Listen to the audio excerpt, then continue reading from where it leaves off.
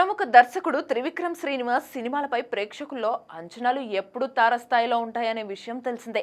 కానీ గత కొద్ది రోజులుగా త్రివిక్రమ్ తదుపరి సినిమాలపై అనేక ఊహాగానాలు సోషల్ మీడియాలో వైరల్ అవుతున్నాయి. ఈ నేపథ్యంలో ప్రొడ్యూసర్ నాగవంశి వాటికి పూర్తి స్థాయిలో క్లారిటీ ఇచ్చారు. ఆయన తన ట్విట్టర్ ద్వారా ఇట్స్ అఫీషియల్, త్రివిక్రమ్ తదుపరి 2 సినిమాలు ఇప్పటికే లాక్ అయ్యాయి. వాటిలో ఒకటి వెంకటేష్తో, మరొకటి జూనియర్ ఎన్టీఆర్తో ఉంటాయి. త్రివిక్రమ్ పేరుతో వేరే హీరోల గురించి వస్తున్న కథనాలు కేవలం ఊహాగానాలు మాత్రమే. త్రివిక్రమ్కు సంబంధించి ఏదైనా ప్రాజెక్ట్ ఫైనల్ అయితే స్వయంగా తానే ప్రకటిస్తానని నాగవంశి తెలిపారు.